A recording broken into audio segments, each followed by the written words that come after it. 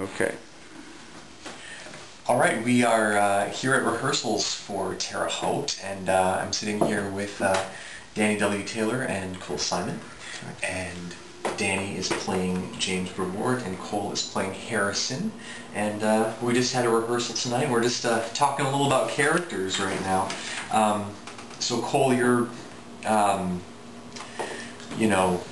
playing Harrison, who's, well, tell us a little about Harrison, where you're coming from with him right now. Well, where I started coming with Harrison, which is, I think Harrison, who is, for all intents and purposes, Timothy McVeigh. I think I started off looking for why are we doing a show that employs him, and what I realized that the play does really remarkably, and kind of just from the research I've done on Timothy McVeigh, is that there's a lot about him that's, this is like really weird to say, but understandable, I guess. That besides the upshot of thou shalt not kill, you could find yourself agreeing with everything that he's gone through mentally to get to where the decision that he made. And that's the really scary thing, and it's so weird to say that. And you always want to make the disclaimer, but I don't agree with what he did. Mm-hmm. But at the same time, you find yourself going, so my initial process was to make him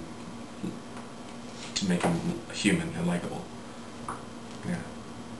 Because you talked to me in rehearsal about not wanting to project him as some crazy whack job or something like that. I think the play does a good job too about talking about that, and James talks about that as well, and so that's, and I think right now you're doing a great job of making him believable and not a whack job. So well done you on that. Yeah. Now I feel like the thing is to pull him back and make him not so self-aware of his whack job ability. And I think that's the thing that we're working on now, is pulling me back into he's not a sociopath, but he's still militant. Yeah, we were talking about that. He doesn't have a messianic complex, but he's still got a message. And so don't make him this thing he doesn't think he's a deity, but he does think that he's got a message that's important to say. Yeah. And so there's a certain behavior that you just have when you've got that message. And there's a difference between having the strength of the convictions as opposed to being crazy or something. Exactly. Yeah. So we're finding that right now. I think we're just finding that middle line of okay, he's not all jokes and humor. Yeah. So cool.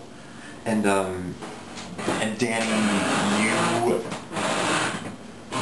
you've been living with this character for a little while now as well in rehearsals here. What are there things that you've been discovering about him through the course of rehearsals that you hadn't thought of before? Well, one thing that you've actually helped me with that I really like a lot is his loneliness, and how that's carried out throughout this entire play.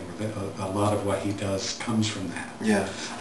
And that's been kind of fascinating because I didn't read that into it at first. I was going pretty much this patrician man of letters and that kind of thing, who obviously has a lot in common with Harrison in that their politics actually are very similar. Of course, he'd be horrified at, and is horrified at killing a whole bunch of people for those beliefs. Yeah.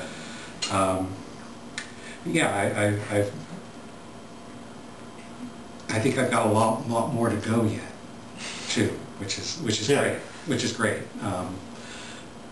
Just keep finding more things about him to keep him human, rather than just I'm a very smart man and I'm going to get this information from this not very bright man, but has some ideas. Yeah. It's interesting with both of these characters that if the audience knows anything about the characters, the people that they're based on, they have a very kind of specific way of thinking about who is Timothy McVeigh if they know who Timothy McVeigh is, and who is Gore Vidal if they know who Gore Vidal is, and you guys are tasked with finding that they're not just types, they're not just these faces on the television screen, they're actually people, and here's who they are. So it's fun kind of peeling back those layers with you guys. I'm having a good time doing it. Yeah. It's really interesting because, like, when I was doing research on Timothy McVeigh, the only interview bites I could find are a 1 minute, 10 second, 60 minutes clip. That's all that's out there. Yeah. Or there's another one that you don't see his face or hear his voice. You see a 3D graphic rendition. The Rachel Maddow one? Yeah. Yeah. And you see text. Mm-hmm. That's it. You don't actually see his behavior.